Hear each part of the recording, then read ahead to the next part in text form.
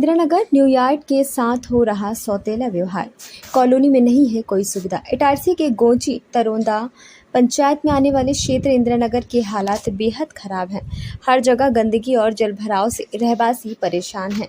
नालियों का पता नहीं, सड़कों पर पानी भरा है। कीचड़ का आलम यह है कि चलना मुश्किल होता है। विधायक प्रतिनिधि शेख यूनुस ने प्रशासन के ऊपर गंभीर आरोप लगाते हुए कहा कि हमारे क्षेत्र के लोगों के साथ प्रशासन सौतेला व्यवहार कर रहा है। कोई भी उच्च अधिकारी आता है तो तरोंदा पंचायत तक आता है, लेकिन इस तरफ उनकी नजर नहीं पड़ती। यहाँ के निवासियों और जानवरों में कोई फर्क नहीं दिखता। लोग बहुत परेशानियों में जीवन यापन कर रहे हैं या कहीं मर रहे हैं।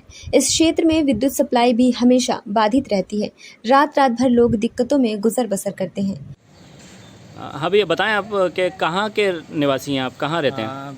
मैं न्यूयार्ड ग्राम गोची तरोंदा का रहवासी हूँ। क्या नाम है आपका? प्रशांत चावड़ा।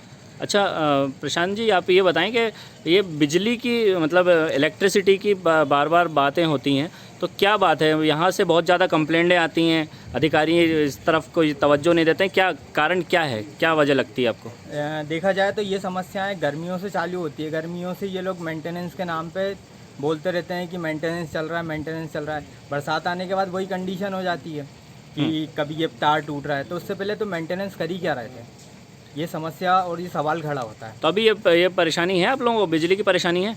अभी जैसे आज ही रात की बात कर लें, रात में लाइट ही नहीं थी। मतलब किस दिन बोला जाए तो मंगलवार के दिन? हाँ, मंगलवार की रात में। जी जी। तो रात भर लाइट नहीं थी। ऐसे में आए दिन यहाँ की रोडों की सड़कों की कंडीशन ख़राब है। हाँ। तो यहाँ से कुछ लोग निकलते हैं। हाँ। तो अंधेरे में ऐसे में सांप दस्त ऐसा कुछ होने की समस्या रहती है। तो बिजली से आप लोगों को किस तरीके की समस्याएं ज़्यादा उत्पन्न होती हैं, किस तरीके की समस्याओं से आपको जूझना पड़ता है? जैसे बच्चों की ऑनलाइन क्लासेस वगैरह चलती है, तो उसके लिए फ़ोन चार्ज नहीं हो पाते। रात भर तो बिजली आती ही नहीं है, वो तो एक समस्या अलग है। साथ में होमवर्क जो होते हैं बच्चों के, जो ऑनलाइन आते हैं, वो भी नहीं हो पाते। अच्छा, तो इस विषय पे कभी सूचना आप लोगों ने कभी दी है, मतलब कि ये जो बिजली की जो आप लोगों को परेशानी होती है? इस क्षेत्र से कई बार सीनियर अधिकारियों को कॉल जाते हैं, लेकिन निराकरण निकलते निकलते काफ़ी समय लग जाता है। तो निराकरण हुआ नहीं है? निराकरण तो वैसे नहीं होता है भाई साहब। देखो, बरसात चालू हो जाती है और फिर वही कंडीशन हो जाती है। हाँ जी सर, बताएं, क्या आप यहीं के निवासी हैं? हाँ, यहीं इंदिरानगर गोची तरोंदा यार्ड के निवासी हैं हम लोग। अच्छा, क्या प्रॉब्लम है, क्या परेशानी है? भैया, हमारे यहाँ बिजली 1 मिनट में आती, 15 मिनट के लिए जाती, फिर आधे मिनट के लिए आती, 2 घंटे के लिए जाती। रात रात भर बिजली नहीं रहती, बच्चे परेशान हो रहे हैं। हम लोग पानी के लिए सुबह परेशान होते हैं। यहाँ पे भाईचारे बहुत परेशान होती हैं। भाई लोग दूसरों के घरों में जा रही है, हैंडपम्प से पानी ले के आ रही हैं। पानी की दिक्कत भी है? पानी की दिक्कत भी है, उसी की लाइट की वजह से। अच्छा, लाइट नहीं रहती है तो इस वजह से मोटर वगैरह नहीं चल पाती है? मोटर वगैरह नहीं चलती। और यहाँ सड़कों की दुर्दशा देखो क्या हालत है। यहाँ ना विधायक ध्यान देता है, ना कोई मेंबर ध्यान देता है, और ना कोई सरपंच ध्यान देता है, ना सीओ ध्यान देता है। यहाँ हम लोग बहुत दुखी हैं। हम लोग बहुत दुखी हैं। यहाँ पे सिर्फ यहाँ पे लोग हम लोगों से वोट लेने के लिए आते हैं, नेता लोग, उसके बाद कोई लेना देना नहीं। अभी तो आपके सामने से अभी चुनाव गया है, चुनाव गया, हम लोगों ने सब कुछ बोला, उन लोगों से कोई सुनने को तैयार नहीं होता। अच्छा, ये आपने देख लीजिए कंडीशन, देखिए आप क्या कंडीशन है। पानी भरा हुआ है, 1-1 फीट पानी में से औरतें जा रही, बच्चे निकल के स्कूल जा रहे हैं। आपने ये बिजली की जो परेशानी जो है आपकी, हाँ। ये कभी अधिकारियों को सूचना दी है इसकी? बिल्कुल, हमारे यहाँ जो लाइनमैन आता है उसको कम से कम हम लोगों ने 50 बार बोला, औरतों ने बोला। कौन है लाइनमैन, क्या नाम है लाइनमैन पता नहीं क्या नया आया कोई, अभी विश्वकर्मा जी करके हैं कोई। अच्छा, हाँ। और उच्च अधिकारी को किसी को बताया आपने? सबको मालूम है यहाँ की समस्या, कोई सुनने को तैयार नहीं है। कब से प्रभावित हैं आप कम लोग? से कम हम लोग 2 साल से इसी तरीके से झेल रहे हैं। 2 साल से परेशानी है? 2 साल से। और उसके बाद बिजली का बिल 1000, 1500, 2000, 3000, 4000, इससे कम 5000 से कम। मैंने 5000 रुपये खुद भरा हूँ बिजली का बिल, 5-5 हज़ार रुपये एक महीने का।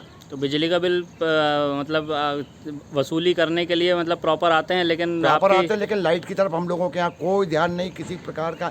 यहाँ हम लोग मर रहे हैं कि जी रहे हैं, ना तो विधायक देखता है, ना सरपंच देखता है, ना सीओ देखता है, ना सचिव देखता है। कोई हम लोगों का माई बाप नहीं है यहाँ पे।